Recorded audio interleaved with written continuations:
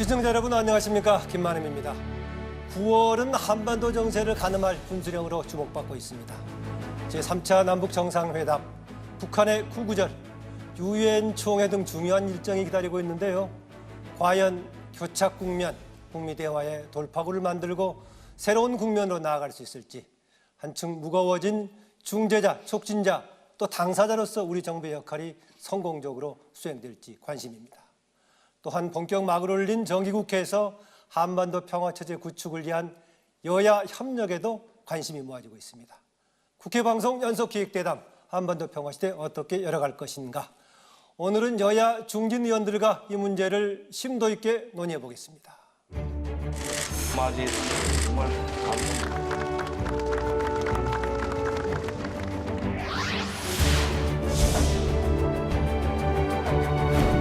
한반도의 완전한 비핵화와 함께 종전선언과 평화협정으로 가기 위한 담대한 발걸음을 내디딜 것입니다.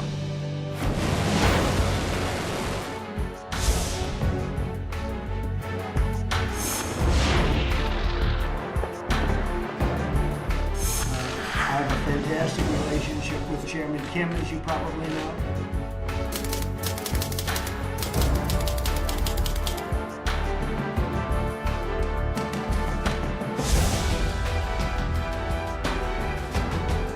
비핵화를 위한 대화에 서도록 만들 것입니다.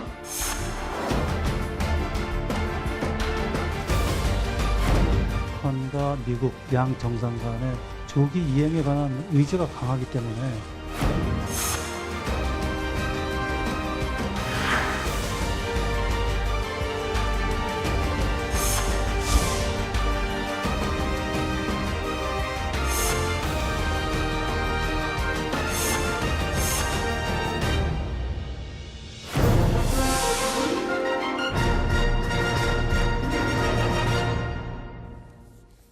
오늘 대담을 위해서 나오신 여야 의원들 한 분씩 소개해드리겠습니다. 먼저 더불어민주당 원혜영 의원 나오셨습니다. 어서 오십시오. 네, 자유한국당 유기준 의원입니다. 네, 안녕하십니까. 바른미래당 정병국 의원입니다. 반갑습니다. 예, 오늘 다 국회에서 외교 통일 환경 관련 아주 중요한 역할을 해오신 세 분을 모셨는데요. 일단 현 상황에 대한 좀 진단을 해볼까 합니다. 그동안에 한반도 문제가 역사적으로 워낙 어려웠기 때문에 낙관론과 비관론이 계속 교차했단 말이죠. 그런데 6월 12일 북미 정상회담까지는 우려했던 보다는 낙관적 기대가 현실화됐는데 그 이후에는 지금 소강 상태를 보이고 있는데 이 국면을 어떻게 보고 계시는지 먼저 원혜영 의원님. 네, 지난 여름은 유난히 길고 무더웠습니다. 정말 이러다가 과연 찬바람이 불 건가 하는 생각까지 들었는데 그래도 계절은 여지없이 바뀌고 이제 아침 저녁 찬바람이 새로운 희망을 갖게 합니다. 저는 북핵 문제 해결과 남북관계 발전도 그러한 과정을 지금 겪고 있다고 생각합니다. 예, 새로운 가을과 더불어서 새로운 기대를 하고 있다. 유기준 의원님. 뭐 남북 정상회담도 한 2번이나 그동안 했었고 또 네, 문재인 북미 정부에서요. 정상회담도 싱가포르에서 6월 10일 했었고 그래서 어느 때보다 이제 분위기는 많이 달아올라 있었는데 막상 이게 진행이 되면서 보니까 우리가 목표했던 핵 폐기에 대해서는 어느 정도 접근이 이루어진 것으로 보이지는 않습니다. 네. 쉽게 말해서 이게 변죽만 울리고 그 본질에는 좀 접근을 못한 그런 상황이 계속되고 더욱이 최근에는 폼페이오 장관이 북한을 방문하는 것조차도 만일에 줄 것이 없다면 오지 마라. 네. 또 이면에 또 뭐가 있는지 모르겠습니다만 그런 상황으로 진척이 안 되고 있는 것이라서 지금 현재의 상황을 본다면은 결코 낙관적으로 볼 수 없는 그런 사정이 계속되고 있는 것 아니냐 이렇게 보고 있습니다. 예, 최근 국면 어떻게 보고 계시는가요? 예, 그 4월 남북 정상회담 이후에 북미 정상회담이 6월 달에 개최되면서 정말 남북 관계, 특히 비핵화가 뜨겁게 달궈졌어요. 예. 그래서 뭔가 해결책을 갖지 않을까 많은 기대를 했는데 이 찬바람이 부는 것 같이 요즘에 와서 다시 찬 냉기류가 흐른단 말이에요. 더위에서 찬바람으로요. 예. 그 지난 폼페이오 4차 방문이 네. 방북이 취소가 되면서 지금은 어떻게 보면은 시계 제로다. 이게 굉장히 절체절명의 시기에 우리가 봉착을 했고, 그동안 우리 문재인 대통령께서 촉매자, 중재자로서의 역할을 잘해오셨는데, 이제 이 국면을 어떻게 타개하느냐에 따라서 그 역할을 그야말로 지금까지 평가대로 잘 수행을 했다, 못했다, 그리고 실질적인 비핵화 과정으로 갈 수 있는 아주 절체절명의 시점이라고 봅니다. 네, 공통적으로 지금 현재 소강 상태 또는 교착 국면에서 중요한 국면이다. 또 우리 정부의 역할이 아주 중요하다라고 공히 말씀하셨는데, 물론 우리 정부의 역할로만 결정될 한반도 상황이 아니지 않습니까? 북한도 있고 또 미국, 중국 등의 국제적인 환경도 있는데, 이런 주어진 환경 속에서 문재인 정부 그동안에 수행해온 역할에 대해서 어떤 평가를 하십니까? 지금 우리 정병국 의원님께서 찬바람이라고 표현하셨는데, 아직은 이 찬바람이 기분 좋은 아주 시원한 바람입니까? 이 희망과 또 즐거움을 갖게 하는 바람인 것 같습니다.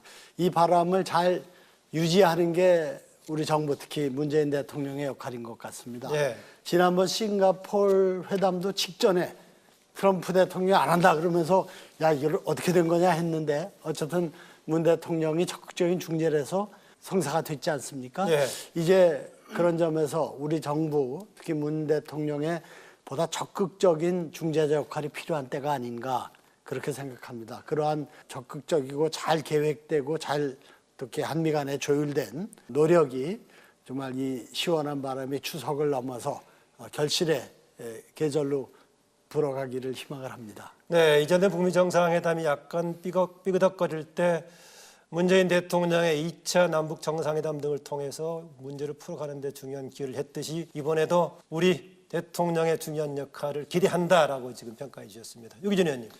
예, 지난번 그 싱가포르에서 그 미북 정상회담도 상당한 반전을 거쳐서 트럼프 대통령과 김정은 위원장이 만났었는데, 그리고 난 이후에 이제 진행이 좀 있었어야 되는데, 예. 아직은 좀 그렇게 북핵 폐기, 또 어떻게 보면은 또 한반도 관련된 그 평화적 공존 이런 것에 대한 구체적인 것들이 지금 나오질 않고 있고, 어떻게 보면은 그 우리가 그동안 보여준 것은 한미 군사 훈련을 좀 연기한다든지, 아니면은 또 우리가 북한에 대해서 여러 가지 이제 러브콜을 많이 보낸 남북 이산가족 만남 이런 것들이 좀 이루어졌습니다만은, 예. 그것은 이 전체적인 그 큰 틀에서 본다면은 북핵 폐기를 위한 것에는 한 걸음도 나간 것은 큰 아니다. 흐름에서는 격가지였다라고 보고요. 그러면 제가 예. 뭐 이제 예를 들면 우리가 북한의 핵을 폐기하려면은 북한의 핵무기 도대체 몇 개를 가지고 있는지, 어디에 또 그것이 위치하고 있는지, 그다음에 만약에 폐기가 이루어진 이후에는 그 북핵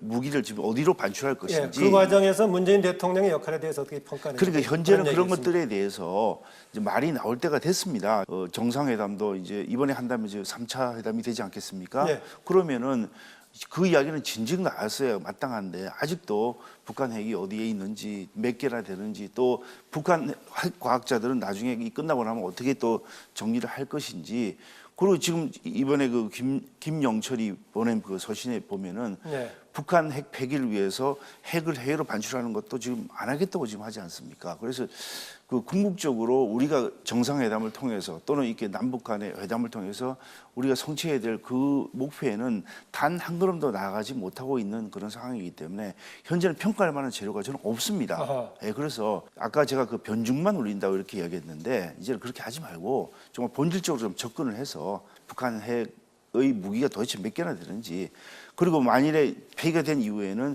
지금 플라토늄이라든지 우라늄은 또 어떻게 처리할 것인지, 이런 것들에 대한 본질적인 접근이 이루어져야지, 그게 안 되고 있는 부분에 대해 것이기 때문에 평가는 지금 어렵다고 봅니다. 네, 뭐 협상이라는 것이 여러 가지 환경이 있긴 합니다만, 유기준 의원께서는 핵심 문제를 직접적으로 좀 건드리지 못했던 것에 대한 아쉬움을 표하고 있군요. 정병국 의원. 예, 그렇게 되면 얼마나 좋겠어요. 결국은 협상이라고 하는 것은 상대가 있는 겁니다. 상대가 있는데, 저는 일단은 지금 여기까지 문재인 대통령께서 스스로 자임했던 대로 촉매자, 중재자로서의 역할은 충실하게 했다고 봅니다. 지난해까지만 하더라도 그 일촉즉발의 상황까지 갔던 것이 남북 문제고 북한 핵 문제였습니다. 저도 국회의 외교사절단의 일원으로서 미국도 2차례를 방문을 했고 이 문제 때문에 예. 중국도 다녀왔고 러시아도 다녀왔어요. 그 과정에서 정말 어떻게 보면은 정말 이 교착 상태 속에서 그때의 상황과 지금 상황은 엄청나게 변화했다고 보입니다. 그러나 그 상대가 있기 때문에 어려운 것은 맞아요. 어려운 것은 맞지만 이 상황을 돌파하는데 우리가 지켜야 될 기본적 원칙이 무엇인가 네. 하는 부분에 충실해야 된다라고 봅니다. 지금 유기준 의원님께서 걱정하셨던 대로 본질을 파고들지를 못하고 있다라고 하는 부분들은 이제 그 과정이라고는 생각은 합니다만은 이러한 우려가 분명히 나오고 있어요. 같은 대한민국 내에서도 생각의 차이로 인해서 여러 가지 이것에 대한 평가도 달리 나올 네. 수가 있는데 이러한 부분들을 최소화시킬 수 있는 방법이 뭔가 하는 것이 저는 문재인 대통령께서 또는 지금 집권 여당, 정부 여당에서 해야 될 일들이라고 봅니다. 네. 이런 부분들에 대한 공감대, 공유를 하는 데에서는 부족한 측면들이 있다. 그러다 보니까 일방적으로 나가게 되는 것이고 또 그 이전에 우리가 전제를 해야 될 것은 이 북한 핵 문제를 해결하는 데에는 지금도 우리 교착 상태에 빠지는 것이 미국이 어떤 행동을 취하느냐에 따라서 결정이 된다는 거예요. 그것은 이제 북한이 기본적으로 대응을 잘못하고 있기 때문에 미국이 강하게 나오고 있음으로써 교착 상태에 빠지고 있는 것을 보듯이 미국과의 공조가 그 어느 것보다도 중요하고 그러한 관계를 잘 설정을 해야 되는데 어떤 측면에서 보면 우리가 우려스러운 것은 이러한 부분들을 틈새를 만들어주는 듯한 그러한 행동들이나 발언들 이런 부분들이 우려스러운 거죠.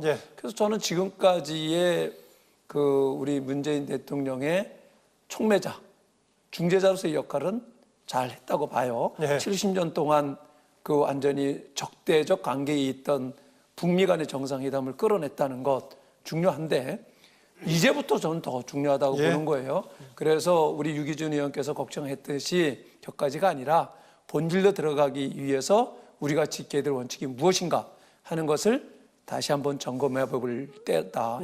두 분 약간 결이 다르지만 두 분 야당 의원께서 우려도 해주셨는데 여당 소속의 원 의원께서 좀 추가해 주셔야 할 것 같습니다. 그야말로 전쟁 직전에 전야에 아주 불안한 분위기가 있었는데 올 연초에 평창올림픽이 평화올림픽으로 개최되면서 국면이 확 전환됐습니다. 그때 기자들의 질문에 문 대통령이 우물에 가서 숭늉 찾아서는 안 된다. 신중하게 급하게 해결될 수 길게 있는 가야 일이 된다. 아니다. 그러긴 얘기했겠죠. 그렇게 얘기를 했습니다. 저는 그 자세는 매우 중요한 거라고 생각합니다. 70년간 동족 간의 전쟁, 국제적인 전쟁까지 있었고 지금까지 대립과 대결의 역사가 이어지고 있습니다. 이걸 해소하는 과정이 그렇게 한꺼번에 될 수는 없습니다. 다만 희망은 남북 그리고 미국의 정상의 의지와 어떤 방침에 의해서 움직이고 있다는 점이 굉장히 희망적입니다. 그러니까 변죽이라고 표현하셨지만 전 그것보다는 총론은 있는데 이를테면 비핵화, 종전선언, 평화체제 구축 돼 있는데 강론을 가는 과정이 그렇게 쉽지 않은 것 같아요. 어쨌든 간에 결정력을 가진 사람들이 움직이고 있는 거다. 그렇죠. 그 점이 제일 지금 이 문제에 대한 전망과 어떤 방향을 가늠하는 제일 중요한 기준이라고 봅니다. 그래서 근데 우물 가서 숭늉 달라는 것도 무리지만 계속 이렇게 교착 상태가 오래 가면 국민들이 불안하고 또 여기 부정적인 시각이 좀 더 확산되지 않겠냐. 그래서 이 정말 아까 말씀드린 초가을에 선선한 바람이 겨울 초에 칼바람으로 변하기 전에 빨리 좀 큰 국면 전환과 진전이 있고 비핵화와 종전선언에 대한 좀 더 진전된 협의와 합의 과정들이 있으면 좋겠습니다. 이제 이 남북 간에 있는 이런 문제를 우물에서 숭늉 찾는다 이렇게 말씀도 하시고 뭐 어떤 면에서는 그 말도 맞다고 봅니다. 우리가 남북 간에 지금 분단이 되어서 한 70년 이상 이렇게 적대 관계에 있는 그런 상황에서 어느 날 갑자기 서로 신뢰를 가지고 핵 폐기 또는 또 다른 것을 위해서 나아간다는 것은 어떻게 보면 기대하기 어려운 상황이 될 수도 있습니다. 근데 지금 우리가 요구하는 것은 저는 비유를 이렇게 하고 있습니다. 만일에 얼음이 있는데 그 얼음물을 녹여가지고 예. 그 물을 가지고 물을 끓여서 무슨 요리를 만든다고 한다면은 우리가 요구하는 것은 비등점에 달하는 물이 끓는 한 90도에서 95도, 100도까지 달하는 그런 물을 원하는 것이지 물 정도만 원하는 건 아니거든요. 아, 현재는 물 정도다. 그러니까 물도 그 아주 온도가 낮은 거죠. 네. 그러니까 얼음은 이제 녹여서 물을 만드는지는 모르겠습니다. 문제가 풀리는 것은 비등점까지 가야 저희는 풀리는 거다. 비등점까지 가야 그 다음에 다른 일을 할 수가 있는 것인데 지금 현재는 아니 찬물 한 뭐 이제 녹여가지고 영상 한 5도, 10도 정도 되는 그런 물을 가지고 뭘 하겠습니까? 네. 그러니까 이런 상태가 계속되면서 국민들에게 북핵이 폐기가 되고 또 남북 간의 적대적인 관계가 청산이 되면서 종전선언이 되고 이런 것은 어떻게 보면 안 되는 것을 자꾸 한다고 하면 어떻게 국민들로 봐서는 희망 고문이 될 수도 있고요. 네. 또 한편으로는 이게 좀 더 진행이 돼서 빨리 그 비등점에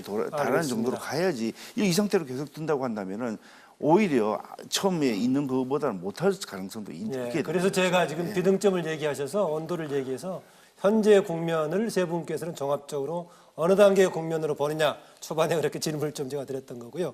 아까 그 정명우 의원이 그 폼페이오 4차 방북 무산 관련 얘기를 했단 말이죠. 되게 그 부분 논의가 될 때 북측에서 종전선언, 정치적인 선언에 불과하는 거니까 쉽게 할 수 있는 건데 왜 미국이 이걸 안 하려고 하느냐. 또 미국 측은 핵시설 신고, 리스트 작성, 이거 뭐 두 개 갖고 논쟁이 있다가 그 문제를 푸는 중요한 고리가 폼페이오 4차 방북이 될 것이다라고 했었는데 방북이 무산됐단 말이죠. 이후에 전개될 가능성, 전망은 어떻게 보십니까? 저는 지금 조금 전에 우리 원혜인 의원님께서 지금 현재 결정권자들의 그 회담으로 인해서 국면이 바뀌었다. 저는 그거 동의해요. 예. 과거에 그 김대중 정부 또 노무현 정부 그 이후에 이명박 정부 박근혜 정부 오면서 그 온 강을 우리는 다 경험을 했어요.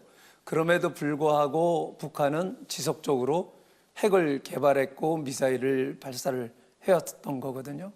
이제는 그것을 풀 수 있는 그 마지막 고리에서 탑다운 방식으로 좀 내려가고 있어요. 그래서 이 새로운 국면으로도 갈 수 있는 기대가 높은 반면에 부정적인 측면도 굉장히 크다고 봅니다. 이제는 탑다운 방식으로 가는데 결정권자들이 결말을 내지 못했을 경우에는 파국으로 갈 수도 있다. 이런 측면이기 때문에 저는 절체절명의 시기다. 이렇게 보는 겁니다. 아, 오히려 예, 밑에 오히려 실무자에서 못 그렇습니다. 풀었을 때는 위에서 풀 수 있지만 풀 수가 있지만 위에서 이제는 못 더 풀었을 이상 때는 갈 곳이 없는 거예요. 파국으로 갈 수도 있기 때문에 굉장히 우려스러운 국면이라고 봅니다. 근데 이제 지금 그 어느 시점이냐 하는 것은 그 처음에 우리가 기대했던 것만큼 가지 못하게 한 데에는 트럼프 대통령도 그렇고 문재인 대통령도 그렇고 너무 기대치를 올려놨다 국민들에게 이런 겁니다. 그러니까 이런 부분들이 저는 계속 이 문제 제기를 했어요. 지나치게 국민들에게 기대치를 올려놓을 게 아니라 차근차근히 공감대를 만들어가는 게 중요하고 남남 갈등이 이 문제로 인해서 야기가 되면 안 된다. 과거에 보면은 늘상 북한은 이것을 교묘하게 활용을 해왔고 이용을 했단 말이에요. 거기에서 또 우리가 그걸 당했고 이제는 과거에 우리가 그러니까 대화의 국면으로 접근돼봤고 강하게 압박의 기조로도 가봤고 결국은 그 전 세계인들이 유엔 압박에 의해서 특히 중국의 공조에 의해서 이제 여기까지 끌고 나왔다고 저는 생각을 해요. 이 국면을 잘 관리를 해야 되는. 지금까지 끌고 나오는데 그렇죠. 중국의 공조가 굉장히 도움이 됐다고 보시군요. 저는 굉장히 중요하다고 보고 앞으로도 굉장히 중요하다고 봐요. 중국 역시 인정을 합니다. 이런 부분들을. 그런데 지금 국면은 이게 분명히 남북 간의만의 문제도 아니고 북한과 미국만의 문제도 아니에요. 중국이라고 하는 나라가 있고 일본이라는 나라가 있고 러시아가 있단 말이죠. 이런 다 이해관계가 얽히고 설킨 나라들이 있는데 이 관리를 잘해야 되는데 지금 국면을 보면은 미국과 중국이 무역전쟁을 하면서 대립하고 있고 러시아하고 대립을 하고 있고 이런 국면 속에서 이런 돌파구를 차지하려고 하는 중국, 러시아 그 입장을 우리가 강가하고 갈 수는 없다. 그러니까 일단은 지금 이제 한쪽에 북출 중심으로 한 그 종전선언과 그다음에 미국에서 강조하고 있는 비핵화에서 핵시설 신고 그 등의 이 부분에 부분이 대해서. 당장은 풀기 어려운 문제다라고 보고 있네요. 그 부분에 대해서 이제 관리를 해야 된다는 차원인데 예. 저희가 지난 8월 중순경에 그 중국과 러시아를 다녀왔어요. 예. 외교위원장하고 아, 그 정의용 각당 께서요? 간사들이 예. 갔다 왔는데 전 중국에 가서 의외의 얘기를 들었어요. 중국과 한국은 종전선언을 적극성을 띠고 찬성을 하는데 미국은 소극적이고 북한은 그 반반이다. 이런 얘기를 들었어요. 아하, 아. 이제 이 얘기를 들으면서 제가 다녀오고 나서 외교부 장관한테 이게 무슨 뜻이냐? 당신이 보기에는 어떻게 생각하느냐고 물어봤더니 명확한 답은 하지를 못하는데 이게 이제 결국 전략이에요. 결국은 이 종전선언 하나만 놓고 보더라도 주변국의 생각이 조금 다 다르다는 거죠. 네. 이런 부분들이 단순하게 북한이 요구하는 종전선언 이거를 함으로 인해서 그냥 이루어질 수 있다 이렇게 되는 부분은 아닌 거예요. 그 지금 이제 교착 상태에 빠져 있는 데에서 이걸 풀어야 될 부분은 북한이 요구하고 있는 것은 종전선언이고 예. 미국이 요구하고 있는 것은 그 핵시설 신고 실질적인 또는 이전. 신고서를 예, 예. 제출하라고 하는 것 아니겠어요? 그런데 과거에 북한이 그 신고서를 제출한 적이 있어요. 그런데 그걸 실사를 해보니까 전혀 사실과 전혀 다르더라. 그래서 미국이 여기에 대해서 불신을 하고 있기 때문에 북한이 어줍지 않게 지금은 신고서를 내기가 어려워요. 네, 거기까지 그렇기 하시고 때문에 이 문제가 단순하게 예. 이걸로 왜 그게 안 될까? 바로 뭐 이렇게 봐서는 안 빅딜을 된다는 할 수 있는 거예요. 염려 판단할 그렇죠. 문제가 아니다. 이렇게 보거든요. 이게 고리가 풀리면 다 풀릴 수 있는 부분이에요. 예. 저는 조금 그 보는 시각이 조금 그 정병국 의원님하고는 조금 다른데 어느 면에서 다르냐면 한반도를 둘러싸고 뭐 4강이 있고 또 그 4강이 일정한 역할을 해줘야만 이 평화적 공존이라든지 북한 핵 폐기가 가능하다고 보는 시각은 비슷합니다만은 이 문제가 그 비롯된 그 주된 이유는 이전에는 북한이 핵무기를 개발을 해도 그 핵무기는 그 사정거리가 그렇게 길지 않았습니다. 네. 뭐 1000km 이내 정도 되는데 지금은 이제 그 단계를 벗어나서 ICBM이라고 대륙 간에 이동하는 그런 그 장거리 미사일을 미국 개발을 본토를 하고 겨냥할 수 그러니까 있는, 예. LA라든지 예. 뭐 샌프란시스코 뭐 심지어 하와이까지 공격할 수 있는 그런 게 생겼기 때문에 미국으로서는 이것을 이전에는 이게 그 세계 평화를 위협하는 그 동북아시아 정도의 위협 이렇게 간주를 했는데 지금 그렇지 않고 미국 자체의 고유의 위협으로 생각하기 때문에 예. 미국 입장에서는 이게 그대로 계속 방치해서 좀 시간을 끌면서 소위 북한에서 그동안 강구해 왔던 살라미 전술에 의해서 시간을 주는 그런 것의 대상은 아닙니다. 이제는 이걸 해결하지 않으면은 미국 입장에서도 사상 초유로 미국 본토가 공격받을 수도 있는 그런 아주 심각한 두 위험에 분 상당히 노출되어 있기 격차가 있군요, 때문에 그건 보니까. 그래서 제 생각으로는 이게 이 상황에서 가장 중요한 역할을 해야 되고 또 가장 중요한 역할을 할 수밖에 없는 나라는 미국인데 미국 입장에서는 그렇게 시간이 많이 주어져 있는 상황이 아닙니다. 북한도 그 상황을 알고 판단을 해서 거기에 맞춰서 이 회담을 진행을 시키고 그래야지 자기한테 줄 선물이 없다고 오지 말라고 한다든지 아니면 북한 핵 폐기를 위해서 외국으로 핵무기를 반출해야 된다 이렇게 하는데 그게 동의를 못하겠다고 그러면 결국 안 하겠다는 건 아니겠습니까? 미국 입장에서는 이 부분에 대해서는 그렇게 시간을 많이 줄 수는 없는 입장이에요. 그래서 제가 아까 말씀드린 대로 그 비등점에 가까운 그 네. 물을 빨리 끓여서 북한의 이 문제를 개별적 해결해야 문제를 된다. 지적하시군요, 지금요. 예. 그렇습니다. 예. 그 말씀을 제가 드렸습니다. 제가 생각하기에는 이런 거예요. 그 미국 트럼프 대통령이 그 6.12 정상회담을 하고 이 문제에 접근할 때에는 그 목적지가 11월 중간선거였어요. 예. 그런데 제가 보기에는 목적지가 바뀌었다고 봅니다.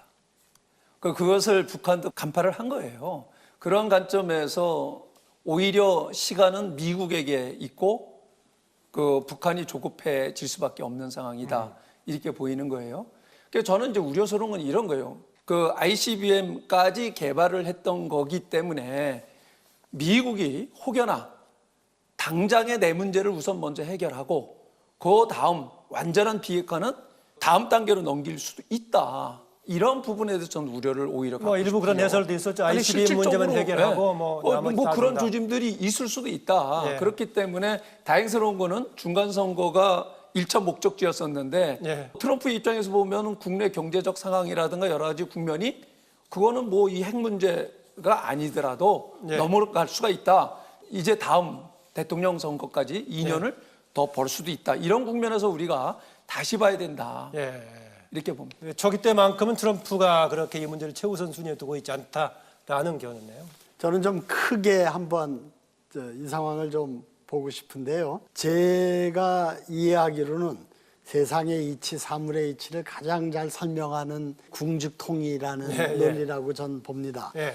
궁하면 변해야 되고 변하면 새로운 길이 열리고 통이죠. 통하면 구, 그것이 안정화된 새로운 질서가 된다, 이런 얘기를 줄여서 궁즉통이라고 그러는데, 유기준 의원님이 얘기하신 것처럼 핵이 주변국, 우리 대한민국이나 일본을 위협하는 정도가 아니라 대양을 넘어서 미주 본토를 겨냥할 수 있게 됐단 말이죠. 예. 그러니까 미국도 이게 동북아의 질서나 안정의 문제가 아니고 자국 방위의 문제가 됐고, 북한도 핵을 완성했다고 선언을 했는데 핵 가지고 국 끓여 먹을 수는 없고 먹고 사는 문제는 별개의 문제가 된 거죠. 또 예. 이게 너무 국력에 비해서 과도한 것을 지속적으로 투입한 부담도 있을 거고, 그런 점에서 저는 크게 보면 때가 무르익었다. 예. 이 궁한 상태로 그냥 갈 수는 없고 변화를 북한이나 미국이나 하는데 이제 좀 빨리 비등점까지 가야 되지 않냐 하는 말씀, 우리 국민 또 전 세계의 시민들이 다 그렇게 기대하고 지켜보고 있겠죠. 누가 이걸 빨리 장애물을 제거하고 물을 끓이는 역할을 거냐. 그 점에서 저는 그게 우리 대한민국의 문재인 대통령이고 또 우리 국회다, 저는 그렇게 생각을 합니다. 네. 그래서 정말 이제는 우리 정부와 또 국회 모두가 나서서 보다 책임 있고 적극적이고 주도적인 입장에서 남북관계와 비핵화 문제를 풀어나가는 데 역할을 해서 네. 빨리 물을 끓이는데 우리가 집중을 하면 좋겠다, 이렇게 네, 생각합니다. 원 의원님께 추가 질문 이걸 해보고 싶은데, 아까 정병국 의원이 계속해서 중국 역할도 긍정적인 평가를 했고, 미국 내부에서 아까 우선순위 문제도 11월 중간 선거에 혹시 지금 미중 간의 무역 문제가 트럼프를 최선두에 두고 있지 않나, 이런 얘기 나오고 있는데, 이번에 폼페이오 방북 취소에 대해서 그동안까지는 정병국 의원은 상당히 중국이 긍정적인 기여를 했다라고 보시는데 어떻습니까? 중국의 근데 역할. 이 미중 무역 전쟁은 북한 핵 문제 해결과는 상관이 없는 거거든요. 상관이 없다라고 근데 보시군요. 트럼프니까 이렇게 막 섞을 수 있다, 이렇게 보고 많은 분들이 걱정하시는 게, 미국 입장에서 미중 무역 전쟁이 북한의 핵 문제를 처리하는 것보다 더 중요하다는 평가에 우리가 좀 신경을 안 쓸 수가 없습니다. 그래서 저는 사실 미국을 설득하는 게 중요한데, 중국의 협력을 끌어내려고 하는 노력보다 우리 정부가 더 적극적인 중재자 역할을 할 수 있도록 미국과 긴밀히 협조하고 미국이 또 뒷받침해주는 이런 것을 미국과 긴밀하게 협의하고 설득하고 또 우리 역할을 좀 자임했으면 좋겠다, 이런 생각을 합니다. 예. 중국은 당장 미국과의 무역 전쟁의 문제가 있고 역사적으로 북한 체제에 대한 아주 가장 든든한 옹호자였지 않습니까? 그런 데서 중국이 제재에 참여한 것이 실효적인 역할을 했고, 근데 지금은 좀 이제 새 국면이니까 조금 중국도 그 전에 제재보다는 네. 좀 더 융통성 있는 제재를 하려고 그러니까 중국의 기대보다는 우리 대한민국과 문재인 대통령이 해야 할 역할이 더 많다는 걸 미국에 설득하고 북한에 설득하는 게 우리 정부의 역할이다, 이렇게 봅니다. 예. 이 부분에 제가 좀 반론을 좀 제기하고 싶은데요. 일단은 제가 외교사설단으로 미국을 방문했을 때, 두 번째 방문했을 때 이런 얘기를 해요. 중국의 역할이 제일 중요하다. 그런데 실질적으로 중국의 역할이라고 하는 것이 북한을 제재와 압박을 하는데 실효적인 카드를 갖고 있는 나라는 중국이었던 거예요. 근데 중국이 그 역할을 하게 됐고, 그럼으로 인해서 정 의원은 중국의 역할을 상당히 중요하죠. 긍정적으로 많이 평가하시네요. 미국에서도 그걸 평가를 해왔고, 네. 그렇기 때문에 대화의 길로 북한이 나올 수밖에 없었던 거예요. 그거 나올 수밖에 없었던 거는 그래도 중국은 믿었는데 중국이 전 세계의 유엔 결의안에 동조를 하고 같이 나오게 되니까 중국도 이제는 믿을 수가 없다라고 나왔던 거예요. 그런데 그 대화의 국면으로 접어들면서 중국의 입장에서는 북한이 미국과 손을 잡을 수도 있겠구나 하는 우려감이 나왔다. 그러니까 이게 단순하게 미중 간의 무역 전쟁 그 별개라고 볼 수 있는 건 아니고 이게 결국은 동북아를 중심으로 해서 세계적인 힘의 역학 관계에서 지금 열강들 간에 경쟁을 하고 있는 거거든요. 그 국민의 우리가 있는 거 한가운데. 네. 그런 차원에서 중국이 이제 갑자기 북한하고 손을 잡아요. 그러면서 많은 전문가들이 중국이 개입을 함으로 인해서 북미 간의 대화는 굉장히 어려워질 수가 있겠구나. 다 모든 사람 진단했던 것 아닙니까? 지금 그게 결과로 나타나고 있는 거고요. 그렇기 때문에 향후 이 관계 속에서 저는 중국과의 관계라든가 이런 부분들을 강가고 나가서는 안 된다. 결국은 이제 중국을 그러한 차원에서 우리가 활용을 해야 될 국면들은 또 다른 차원에서 있는 것은요. ICBM, 우리 유기준 의원께서 말씀하셨던 대로 그 국면, 미국이 일단은 1차적으로 ICBM 문제만 해결이 되면 다음 단계로 넘어갈 수가 있다라고 하게 되면은 굉장한 우려를 우리가 안 할 수가 없는 거고, 그런 상황에서 중국의 입장은 뭘까? 이걸 우리가 간과해서는 안 된다는 거예요. 예. 그래서 이런 부분들을 세밀하게 봐야 되고 무조건 우리가 주도를 해야 돼. 주도해가지고 한다면야 얼마나 좋겠어요. 주도해가지고 과연 이 문제를 풀 수 있느냐 하는 문제인 거죠. 짧게 한 말씀만 짧게 하고 좀 유기준 보태면은, 의원 하시죠. 그러니까 미국과 중국이 무역 분쟁을 하고 있는데 남북한 문제 또 비핵화 문제를 별개로 또 무역 분쟁보다 더 중요하게 다룬다는 보장을 우리가 받을 수가 없거든요. 근데 실제로 중국의 입장에서나 미국의 입장에서 비핵화 문제와 양국 간의 무역 분쟁을 막 섞고 비핵화 문제를 종속적인 것으로 다룰 수 있는 위험이 있다는 거죠. 그래서 우리는 어쨌든 비핵화 문제와 미중 무역 전쟁을 분리시켜내고 그리고 그 비핵화 문제를 푸는 데 있어서의 가장 적극적이고 책임 있는 또 믿을 수 있는 중재자로서의 대한민국의 역할을 계속 좀 부각시킬 필요가 있다 하는 네, 말씀. 원 의원님 그러니까 우리 정부의 입장, 우리 대통령의 입장에서 트럼프 측에 그런 요구를 해야 된다. 지금 그런 얘기죠. 예. 예, 그런데 국제 관계라는 게 그렇게 논리적으로 나눠져 가지고 미국과 중국 간의 이런 그 무역 분쟁의 문제와 또 그 미국과 북한 간의 이제 그 북핵 비핵화, 폐기 이게 다 연결이 돼서 연결이 안 돼 가지고 따로 이렇게 노는 거 그건 좀 아닌 것 같고요. 이게 미국도 지금 현재 보면은 그 중국의 역할을 북한에 대해서 많이 기대를 했었는데 중국의 입장이란 게 전에는 그 자기들끼리 동맹의 관계고 이런 이야기를 많이 했었는데 요즘은 그런 이야기 안 합니다. 별도의 독립적인 나라고 우리가 이야기를 해도 북한에 영향력이 없다. 이런 이야기를 하면서 그 책임에서 좀 빠지려고 하는 그런 성향이 있고요. 네.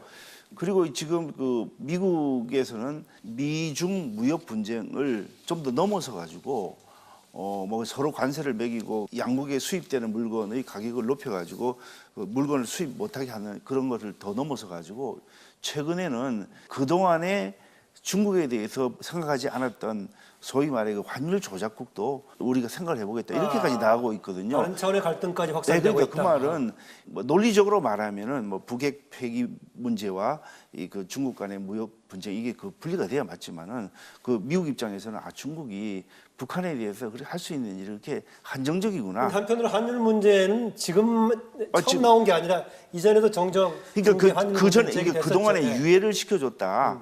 환율 조작국 지정 문제를 좀 유예를 시켜줬는데 이제는 그것을 우리가 말할 때가 됐다. 이렇게 말을 좀 미국에서 이제 하고 있는 상황이니까 네. 어떻게 보면은 이 상황이 이전보다는 좀 더 어렵게 지금 진행이 되고 있는 것으로 이렇게 보여지고 그 북한의 입장에서는 그동안에 그래도 중국이 어느 정도 자기들에게 필요한 뭐 여러 가지 뭐 석유라든지 이렇게 지원을 해주면서 뭐 6.25 전쟁 때는 자기를 도와주는 그런 나라로서 상당히 역할을 하고 있었는데 이제는 그 기대를 못 하고 있는 그런 사정이 되면서 북한이야말로 지금 굉장히 힘든 그런 세월을 보내고 있는데 이 상황을 우리가 잘 판단을 해서 예. 뭐 중재자도 좋고 어떻게 보면 또 조정하는 그런 역할도 좋습니다만은 국제관계에서 굉장히 해안을 가지고 이 상황을 잘 활용을 해서 우리가 원하는 목표를 구체적으로 달성할 또 수 하나의 해야지. 방향만 좀 조언을 주신다면. 뭐 저는 현재. 그렇습니다. 아까 말씀드린 대로 국제사회의 압박과 제재가 상당히 계속해서 강도 깊게 가해져야 된다고 생각하고 네. 그럼 결국 북한은 뭐 여러 가지가 막혀 있으면 경제 활동이 되질 않는 거고 그럼 국민들이 굉장히 힘든 생활을 보낸다고 한다면은 그러면 그 밖으로 나가가지고 협상을 할 수밖에 없는 일이고 네. 그런 상황 속에서 우리가 추구하는 목표를 달성을 해줘야지 계속해서 북한이 요구하는 걸 다 들어주고 북한이 바라는 그런 걸 해준다면은 결국 핵 폐기는 못 이룰 가능성이 예, 훨씬 초기에 많은 트럼프가 거죠. 얘기했던 최대한의 압박을 통해서 결국 끌어내는 그 방향에 일관되게 가야 된다. 뭐 그 얘기를 하시는 건데. 그래서 유엔 결의안도 예, 유효하고 알겠습니다. 국회 얘기를 좀 해보겠습니다. 4.27 판문점 선언 관련해 가지고 바로 직후에는 국회에서 지지 결의안 정도 얘기가 되다가요. 나중에는 이제 청와대 쪽에서도 비준 얘기가 나오고 있단 말이죠. 법제처에서도 공식적으로 이것은 비준 사항이다라고 얘기하고 있습니다. 이게 꼭 비핵화로 가는 과정에서 필요하고 유용하고 이 비준 동의안을 처리함으로써 실효성이 있다라고 하면 당연히 해야죠. 이게 뭐 국제 국내외적인 굉장히 중요한 힘을 실린 압박의 수단도 될 수 있고 책임 있는 자세도 될 수 있다. 이렇게 그러니까 얘기하거든요. 뭐 그렇게 해서 실질적인 효과가 있다라고 하면 해야 되겠죠. 예. 그러나 지금 정부가 하는 행태나 문재인 대통령께서 하시는 일들을 보면 이거에 대한 필요성? 말씀은 그렇게 하시는데 절감하고 하는 거냐 하는 거예요. 비준 나오면 바로 네. 국회 본회의로 가는 겁니까? 아니면 외통에 거치는 겁니까? 일단은 지금 그것조차도 지금 뭐 어떤 절차에 대해서도 예. 우선 중요한 거는 비준 동의안을 처리해달라고 하는 궁극적인 목적이 뭐냐 하는 거예요. 어디에도 그런 부분에 대한 공감대가 마련이 돼야 되는데 여당이나 또는 대통령께서나 정부나 이러한 부분에 대해서 절실하게 이 필요성을 가지고 야당과 대화를 하고 이해를 시키려고 한 적이 있느냐 하는 문제예요. 이런 부분이 저는 촉매자로서의 일정 부분 역할은 하셨지만 이 내부적인 국내에서의 어떤 공감대 형성해 나가는 데는 정말 절대적으로 부족하다. 원내대표단 등 이렇게 봅니다. 몇 번의 회동들이 예. 있었는데 이런 문제에 이 대한 부분에 대해서 여당이든 야당이든 생각들이 조금 차이가 있어요. 예. 그러니까 이런 부분들을 어떻게 공론화해가지고 공감대를 만들어갈 거냐는 굉장히 중요하고 그것이 마련이 돼가지고 통과가 돼야지 이것이 힘을 발휘하는 거지. 예. 그러니까 이걸 통과시키자라고 하는 것은 국회가 여야 없이 국민들이 하나가 되어서 그것을 뒷받침하고 있다라고 하는 것이 그 힘이 되는 것 아니겠어요? 네. 그리고 책임 있는 그런데 자세가 지금 이 되는 자체에 거고요. 대해서 지금 이 자리에서도 우리 세 사람이 있지만 조금 생각의 차이가 있잖아요. 그런데 이것을 설득시키지 못하고 나서 무슨 의미가 있느냐는 거죠. 저는 대통령과 통일부에서 많은 노력을 한 걸로 알고 있는데 말씀드리니까 아직 좀 부족한 것 같아서 좀 더 전달하고 예. 우리 여당도 그런 노력을 더 하겠습니다. 네, 남북 관계를 새롭게 긍정적으로 풀어나가려고 하는 노력은 이게 정쟁의 대상이 돼서는 안 된다는 데 공감하실 겁니다. 그리고 또 정병국 의원께서 말씀하신 거 뭔가 이렇게 힘있게 아주 자신감 있게 또 책임감 있게 문제를 풀고 설득하려고 하지 않느냐 그런 것 같다 이렇게 했는데 저는 지금 그 지적이 일리가 있다고 보는 게요. 우선 남북 간의 획기적인 관계 개선, 근본적인 관계 개선이 비핵화란 문제를 풀지 않으면은 그렇게 나갈 수가 없는 거거든요. 그러니까 그런 누구나 다 인식하고 있는 그러한 중요한 뇌관이 옆에 따로 있기 때문에 판문점 회담 선언이 그렇게 정말 추진하는 쪽에서나 옆에서 보는 쪽에서 과연 이게 제대로 이대로 되겠냐 하는 좀 의구심이 있기 때문에 힘있게 또 아주 자신감 있게 설득이 못 되는 거 아닌가 이런 생각 들고 어쨌든 이건 같이 풀어줘야 한다는 것은 뭐 다 우리가 공감하고 있습니다. 근데 어쨌든 현재 비핵화가 진전되면서 빠르게 우리가 남북관계의 어떤 발전이 되려면은 그 준비는 해야 됩니다. 그 준비가 바로 이제 이 국회의 동의고 KBS 조사인가 보니까 정확하게 보면 3분의 2가 동의하고 있고 최근에 국회의장실에서 조사한 것도 70%가 국민들이 필요하다고 보고 있습니다. 국회 동의가 비준이 필요하다. 네, 그러니까 이게 지금 제재 허물고 지원하자 이런 게 아니거든요. 국회가 원래 그 법적인 그 안에서 절차를 진행을 해야 되지 않습니까? 그래서 원래 비준의 대상이 되려면 국가 간의 어떤 조약이라든지 국가 간의 협정 이런 게 그 대상이 돼야 되는데 그 남북 관계가 특수한 관계, 국가 간의 관계는 아니기 때문에 원래 그 비준 동의 대상이 될 수는 없습니다. 근데 이제 이번에 법제처 해석을 보니까 남북 관계 그 발전법에 보면은 국민에게 부담을 주게 한다든지 그런 경우에는 이제 국회 동의를 받도록 하는 그 조항을 원용을 해서 국회에서 비준을 받아라 이렇게 그 해석을 했더만요. 근데 그거에 대해서 그게 맞는지 틀린지 우리가 좀 봐야 되겠습니다만. 국회 동의가 곧 비준이라고 얘기할 수 있겠죠? 그렇습니다. 예. 그렇게 한다면은 이게 절차란 것은 정부가 그런 안을 마련하면 법제처에서 그걸 심사를 하고 또 국무회의에서 그것에 대해서 의논을 해서 국무회의 통과를 하고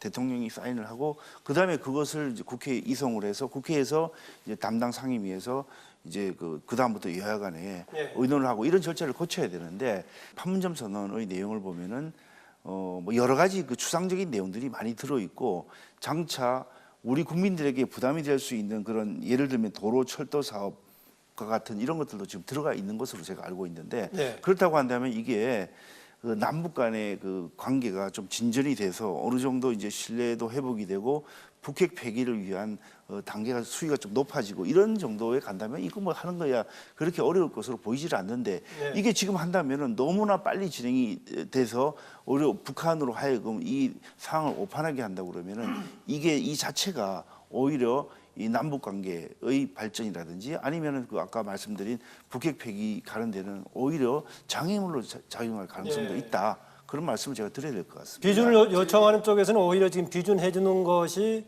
남북 간에 서로 책임 있는 자세가 될 수 있고 압박의 수단도 될 수 있다. 확인하는 자세다. 뭐 이렇게 얘기하고 있는데 달리 생각하시군요. 이거를 우리가 헌법의 비준 동의안에 대한 그 기준에서 접근을 꼭 해야 되는가? 그리고 우리가 이것을 그러한 기준으로 비준 동의안을 처리했을 경우에 북한은 어떻게 할 건가 하는 부분이고요. 지금 또 유기준 의원께서 문제 제기했듯이 이 부분에 대해서 국민적 부담, 많은 예산이 들어가고 하는 부분에 대해서 한 번도 정부에서 우리 국회에 와서 설명을 한 적이 없어요. 우리 담당 상임위인데 상임위원회에서 통일부든 외교부든 지금 현재 구체적으로 남북 간에 진행이 되고 있는 여러 가지 절차에 대해서 구체적으로 설명을 해본 적이 없습니다. 그러다 보니까 결국은 며칠 전에 있었던 사건이지만 폼페이오 그 4차 방북 취소가 된 이후에 우리 정부가 추진을 하고 있는 남북 공동연락사무소 개설이 8월 중에 하겠다라고 했다가 폼페이오가 방북을 취소하게 되니까 이것도 그냥 취소가 됐는데 다시 뭐 9월 중 하기로 발표했습니다만. 뭐 9월 초에 하겠다고 또 정의영 실장이 또 얘기를 해요. 근데 이게 그야말로 우리 원혜영 의원님께서 말씀하셨던 대로 우리가 주도적으로 할 수 있는 여건만 되면 당연히 그렇게 해야 되죠. 그런데 이 자체도 남북 공동연락사무소 개설하는 것조차도 미국의 영향을 받는 거예요. 미국에서 이거 동의하지 않고 있는 거예요. 또 한 가지, 그 남북 경의선 철도 연결 문제, 이 문제를 좀 조사하고 있는 차원에서 점검을 하기 위해서 열차를 운행하려고 했었는데 경의선요. 단순하게 미팔군 유엔사령관이 불화함으로 인해 갖고 이게 되지 않고 있단 말이죠. 이거 하나하나를 보면서 우리 마음대로 안 되는 거잖아요. 이게 현실이에요.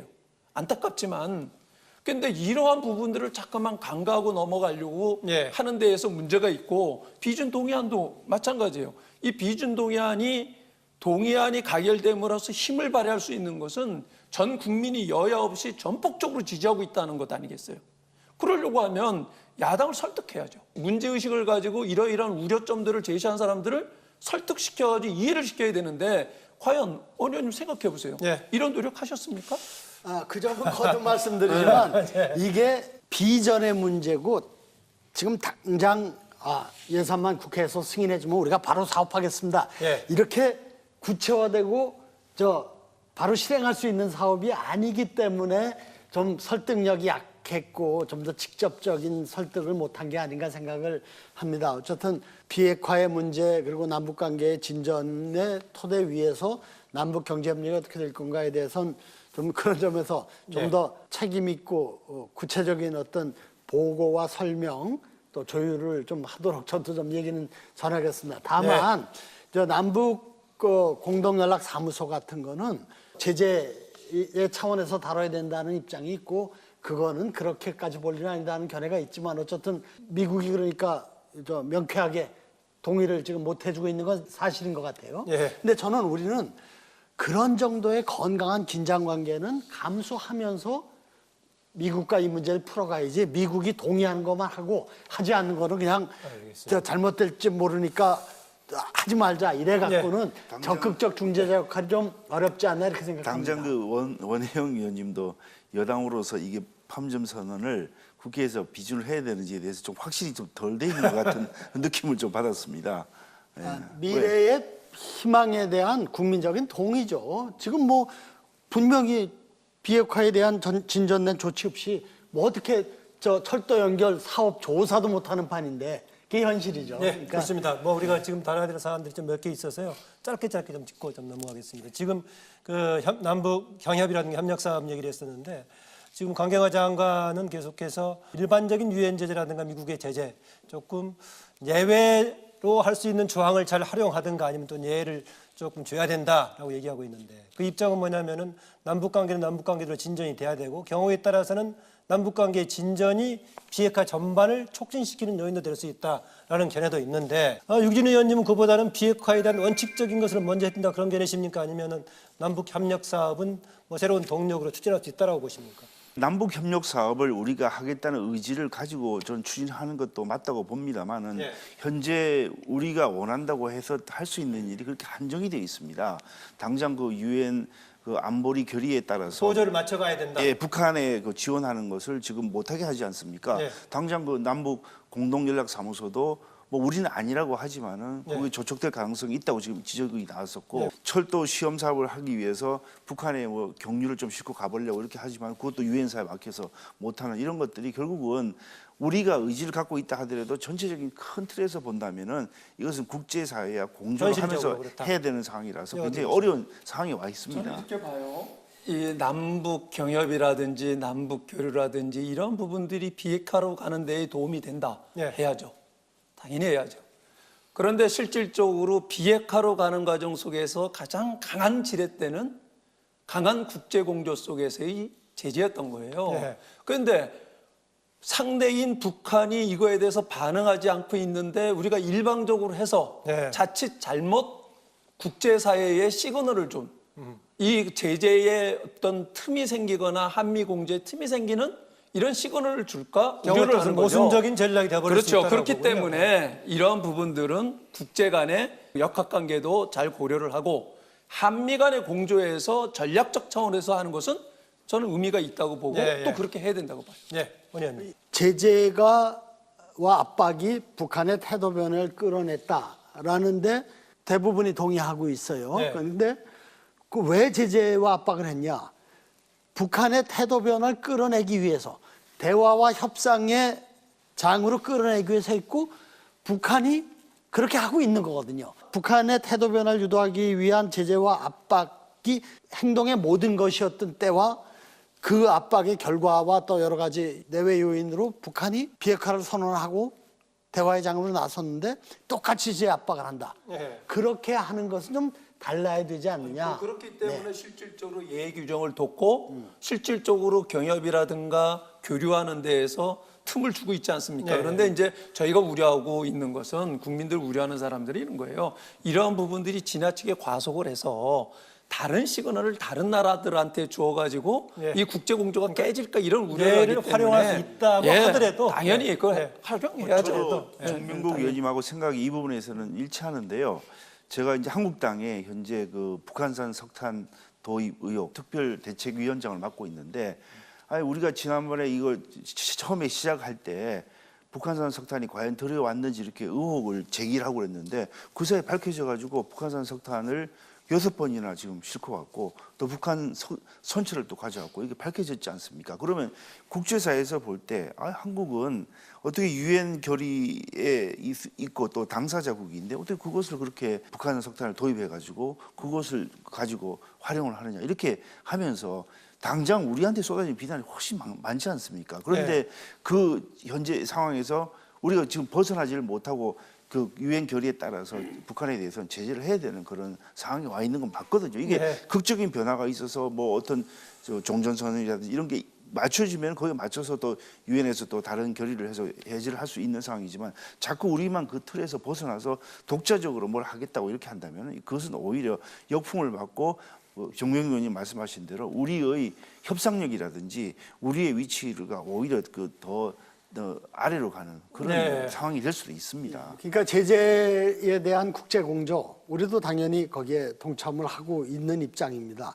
다만 말씀드린 것처럼 북한의 태도 변화를 끌어내기 위한 제재와 압박이었는데 그것이 지금 가시적으로 남북 정상회담, 미북 정상회담으로 지금 나타나고 있기 때문에 이 국면에서의 제재와 압박을 기조로 하되 또 한편 뭔가 좀 새로운 유인책 같은 걸 어떻게 할 건가, 예. 이런 것을 미국이나 우리 동맹국에게 또 설득해야 할 역할도 우리 정부한테 있는 겁니다. 그러니까 미국이 하자는 대로만 하고 조금이라도 어긋나거나 긴장이 조성될 건 안 한다. 이거는 적극적 중재자로서의 역할은 좀 미흡한 게 아닌가 이렇게 보고 있습니다. 네, 3차 문재인 대통령의 3차 남북 정상회담에서 여야 정당들의 대표들이 같이 동반하는 것을 제안을 했습니다.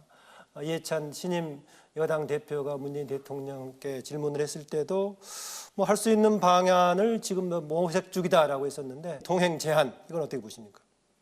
저는 뭐 동행 제안이 지금 표적 상태에 빠져 있는 그 북핵 폐기를 위한 길에 어떤 역할을 할 수 있느냐가 더 중요하다고 봐요. 이걸 하나의 이벤트성으로 하는 것은 저는 아무 의미가 없다. 그 이전에 왜 우리가 함께 가야 되는지, 함께 가서 무슨 역할을 해야 되는지 하는 것을 정부가 야당 의원들에게 설득을 해야죠. 정치권에 정 의원 설득을 시켜야 되는 스스로는 거고. 그게 어떤 역할을 할 수 있다고 보시는 건 없나요? 지금 현재로서는 지금 상황 속에서는 어떤 역할을 할 수 있겠어요. 다만 이렇게 여야가 함께 간다라고 하는 것은 우리 대한민국은 북핵 폐기의 의지에 있어서만큼은 하나가 되어 있다 하는 것을 보여줄 수는 있어요. 그러나 지금 현재의 이 내부적으로 진행되는 절차에서 합의가 이루어지지 않고 있고 동의가 이루어지지 않은 상황 속에서 남북 정상회담 하는데 같이 동행한다. 이건 맞지 않다고 봅니다. 무조건적인 동력은 아니고 지금 정부가 어떤 입장에서 그렇죠. 어떤 효과를 기대할 수 있는가가 설득이 됐을 그 때 할 수 있다. 들러리가 돼서는 저는 안 되고 이벤트성으로 가서는 안 된다고 봅니다. 뭐 종래 그 남북 정상회담이 있었지 않습니까? 이전에 뭐 김대중 대통령 예. 또 노무현 대통령 시절에도 남북 정상회담이 있었는데 그때 여야가 한꺼번에 가서 어디 뭐 평양이든 이렇게 한 적이 이제 없던 걸로 기억을 합니다. 그리고 지금 현재 상황으로 봐서 이게 저는 좀 상당히 급진전이 되어서 우리가 전국적으로 추진하고 있는 그 북한 핵에 대한 완전한 해결이 전제가 되지 않는 그런 상황에서 만일에 그 여야 대표가 한꺼번에 가서 한다 그러면 과연 그 결과물은 도대체 무엇일까? 또 한편으로는 이런 그 속도라든지 또 진행되는 아젠다에 대해서 여야가 생각이 다를 텐데 그것이 같이 가서 또 일치된 목소리를 낼 수 있느냐 하면 또 그렇지 않지 않습니까? 네. 그래서 현재는 그게 그 야당 대표들을 그 초청을 해서 같이 동행을 한다 하더라도 나올 수 있는 효과는 그렇게 한정적일 테고 그런 면에서는 현재로서는 그렇게 하기 좀 어려운 것이 아닌가 그렇게 봅니다. 원 의원님. 저는 북한의 태도를 발전적으로 긍정적으로 변화시켜내는 데 있어서는 미국의 역할이 중요하지만 또 우리가 어떻게 하느냐도 굉장히 중요한 영향이 있을 거라고 봅니다. 그런 점에서 우리 대통령과 여야의 지도부 내지는 그 대표하는 정치인들이 함께 간다는 것은 그런 점에서 북한에 대해서 우리 대한민국 정부가 여권뿐만 아니라 여야가 함께 이 문제를 풀고 또 풀렸을 경우에 경제협력이나 여러 가지에 대한 통합된 그런 의지가 있다는 걸 보여주는 데서 매우 중요하다고 생각하고 그렇게 되기 위해서 좀 의논도 하고 설득도 하고 또 국면의 변환도 있고 그 사이에 있으면 좋겠습니다. 그리고 또 우리 국회에서는 우선 판문점 선언에 대한 국회 동의가 이루어져야 되겠죠. 그런 과정이 좀 서로 좀 목적의식적으로 잘 좀 노력을 해서 진전이 있기를 희망합니다. 예, 필요성에 대해서 서로 논의하고 설득하는 과정이 좀 있어야 되지 않느냐라는 제1야당, 제2야당 두 분 나오셔서 그런 얘기했는데 어차피 야당과 서로 협력을 했을 때 가능한 거니까 그런 부분은 좀 과제로 좀 남아있는 것 같습니다. 마무리를 좀 해야 할 것 같은데요. 지금까지 주로 논의했던 것은 정부의 특히 청와대 쪽의 국회에 대한 협력과 설득의 필요성을 야당 의원들이 이제 강조해 주셨습니다. 이후에 진행 과정에서 국회의 역할 어떤 것이 있다고 보시는지 가운데 계신 위원부터. 뭐 의원 외교가 뭐 중요하다는 것은 누구나 잘 아실 텐데 사실 정부가 여러 방면으로 일을 해도 그 간격이 있을 수 있고 또 구멍이 있을 수 있습니다. 근데 그 우리 한반도에서 중요한 나라가 뭐 미국은 이미 이야기를 많이 했습니다만은 중국, 러시아, 일본이 있는데 이런 경우에는 의원 외교를 통해서 우리 한국이 이런 면에서는 그 평화적 공존이 필요하고 또 북한에 대해서는 이런 것들이 필요한데 그 같이 호흡하는 것을 우리가 좀 알려주고 그 절실함을 좀 그 호소를 하는 그런 면에서는 의원 외교의 중요성이 굉장히 중요하고 또 어떻게 보면 안보 국방에 대해서는 여야가 있을 수 없지 않습니까? 우리 국민들의 그 안녕을 위해서 꼭 필요한 것인데 그런 면에서는 우리 한반도의 평화적 공존을 위해서 의원 외교가 활발하게 이루어졌으면 좋겠다는 생각을 합니다. 최근에 바로 이 문제를 가지고 직접적으로 지금 의원 외교 활동을 해오신 정병국 의원. 예, 중요합니다. 그 중요한 것은 일단은 국제사회 속에서 이 문제에 있어서만큼은 여야가 따로 없다라고 하는 것을 보여주는 거죠.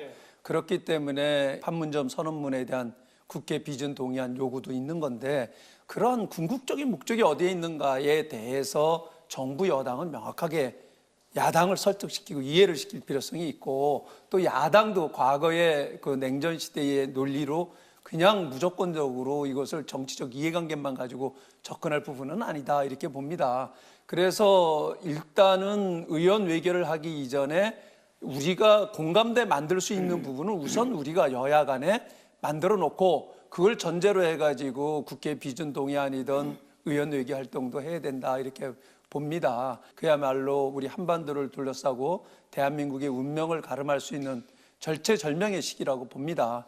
이러한 시점에서 그야말로 이 문제만큼은 여야 없이 머리를 맞대고 특히 여당은 보다 더 포용력을 가지고 야당이 왜 이런 문제 제기를 하는가 하는 부분에 대해서 문을 열어놓으시고 그런 문제 제기를 하면 설득하십시오.